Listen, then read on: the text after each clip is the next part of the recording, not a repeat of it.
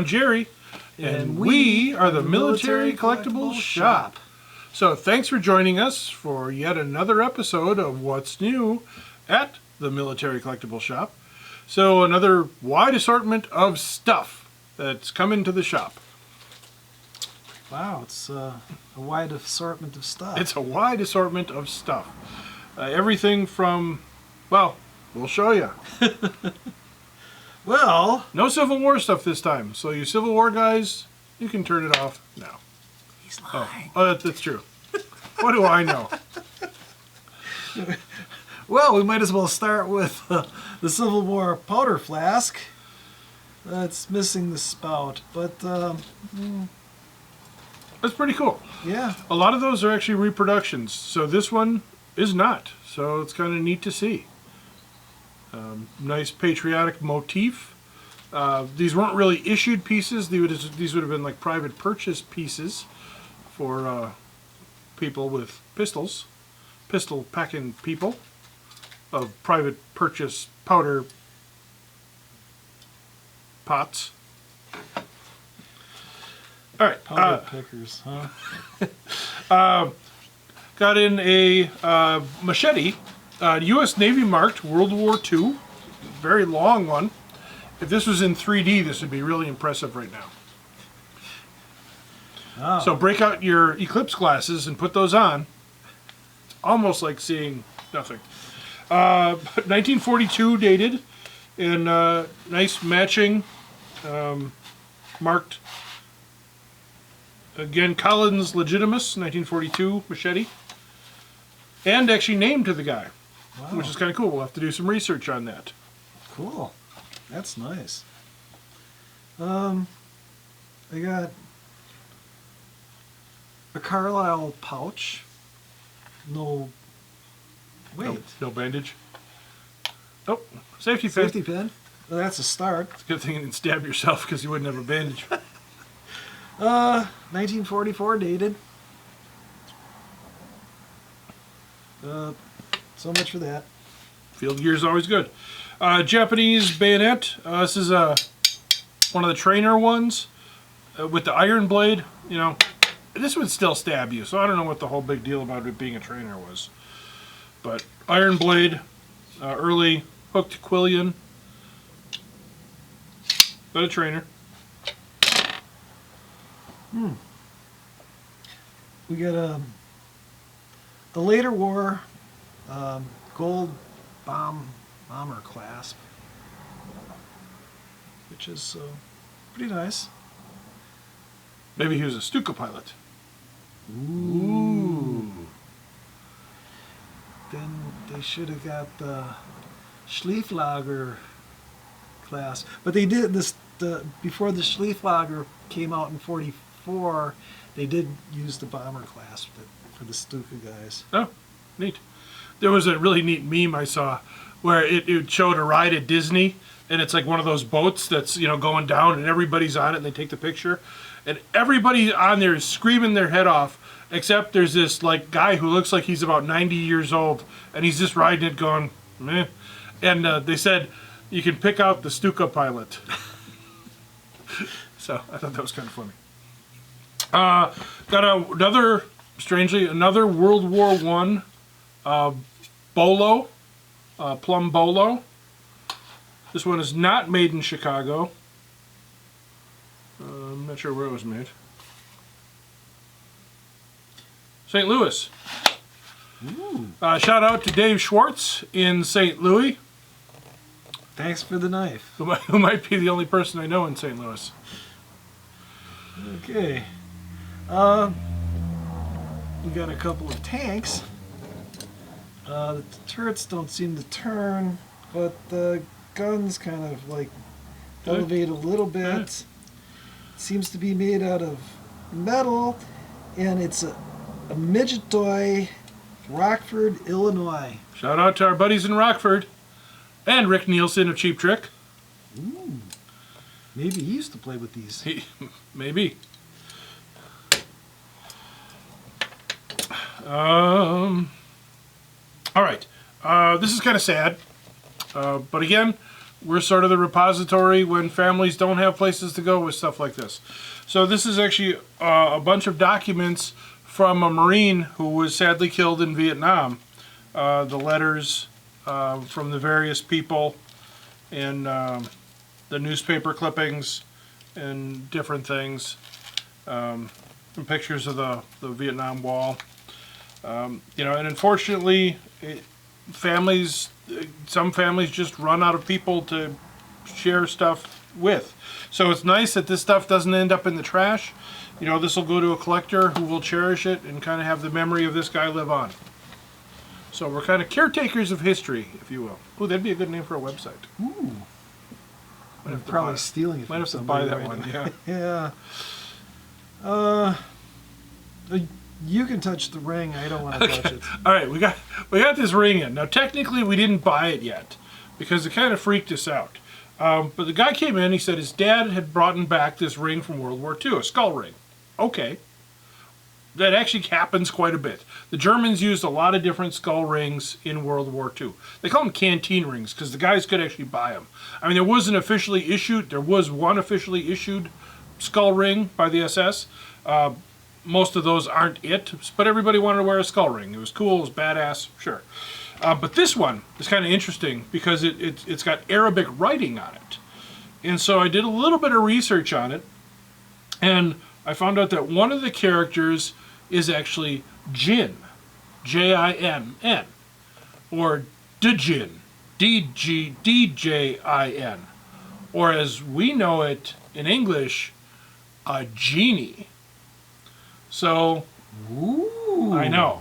So they're kind of somewhere between an angel and a devil in a non-formed spirit form. But there's another Arabic character, and I don't know what it is. So I don't know if this ring is protection from, or if it's a warning saying, this ring is haunted, don't rub this ring. So nobody's allowed to wear the ring because we don't want anybody to be possessed until we find out what it is. Can we charge extra if it's possessed? Yeah, interesting.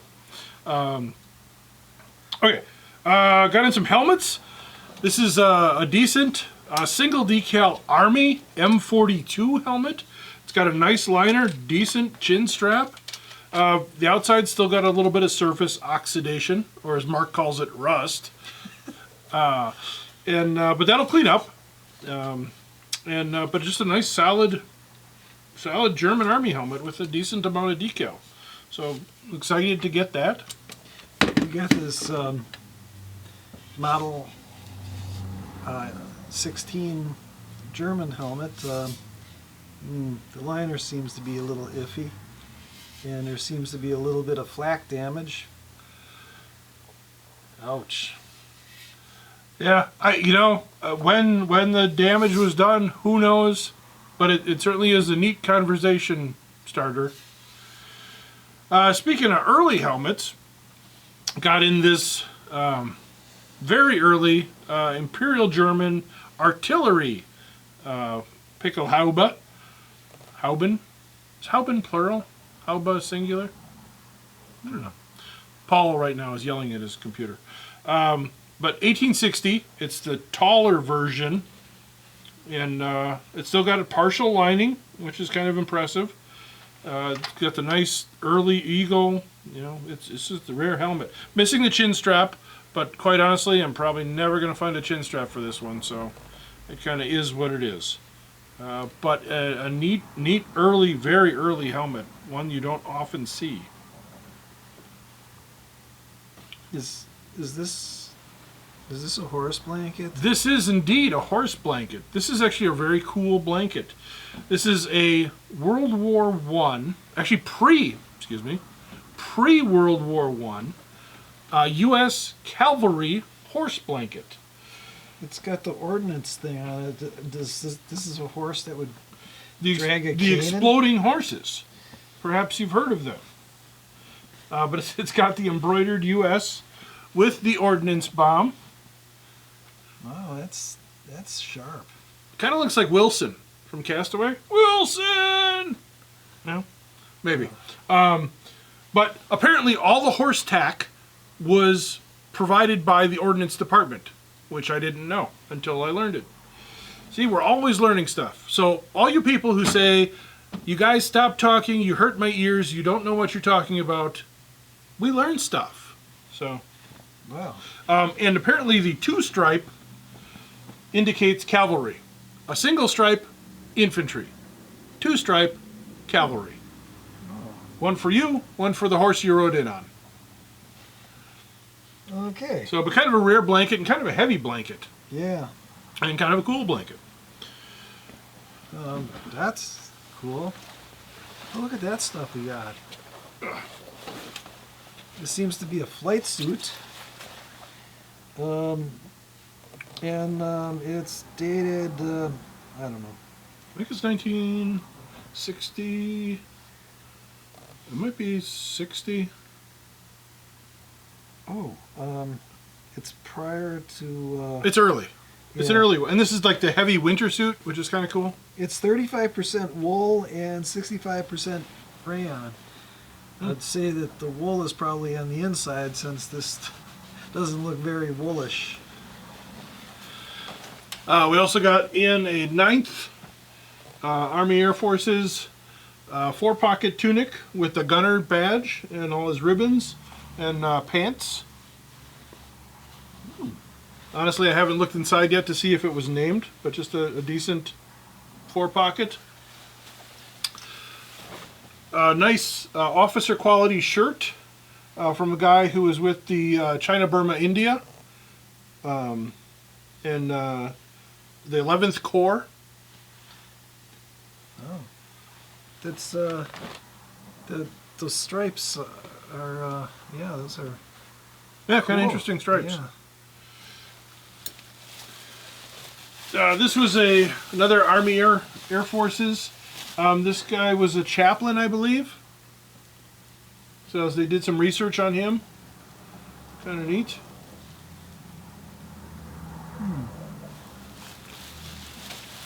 The tropical or summer weight. Mighty 8th Air Force Ike Jacket. And again, I'm not sure if this one's named or not. But, you know, the Mighty 8th. Yeah, we didn't really look through this stuff once we bought it, or much before. Yeah, this we actually bought this just came in this past Saturday, so we haven't had a chance to. Actually, it didn't move from its spot that we put it when we bought it. This is nice. This is again another Army Air Forces officer's tunic, but it's got the bullion 3rd Air Force patch on it, which is really cool. Because what they did is they took that tinsely bullion, that kind of very fine bullion thread, and did the highlights of the number and the border on it. So that was cool. Oh, he's got Yeah, a year overseas. And then lastly, another Army jacket. This guy served in the Pacific. specifically where? And with the 6th Army. And I always forget what this patch is. Oh, It's one of those. I don't know. I'm not going to embarrass myself. well, it looks why, like, why stop now? yeah. Next time we'll research these things before we. Oh, right. No, we won't. Show us the fake tunic. Oh, somebody put all this crap on it. We got this officer's fake Army officer's tunic. And actually, the material is really nice. This is a nice tunic. Yeah. And apparently, it may have been made in China due to the Chinese writing on the label. Our friend Sean says that that's size information. See? So, Because he hablas el Chineso. okay, that sounded Horribly offensive. well. Anyways, What else we got? Where's the money? Show me the money! Oh, look. Just whatever you do, don't show snowman. We got a bunch of money here, including a Confederate $2 bill, a lot of World War II notes, including, German stuff and invasion currency. We have some British notes and some from Belgium, Luxembourg. Some of these are under the Nazi occupation, and some of these are under U.S. military occupation. We didn't occupy. We liberated. Yeah. Are there any from Genovia? I'll look again, but I don't think so. All right. And then we got this box of... They're famous for their pears.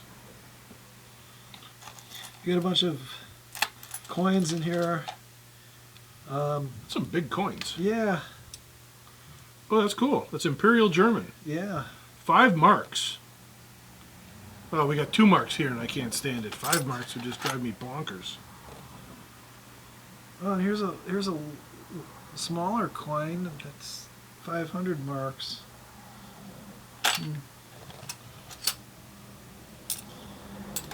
Well, a lot of coinage. Yeah, the money thing was a neat souvenir for guys to pick up while they were over in Europe, because basically the money was worthless as soon as they left the area, and so they'd have all this stuff in their pockets and they'd wander off with it. Where did he get the Confederate It $2 does make you bill? wonder where he got the Confederate bill. Maybe in Genovia.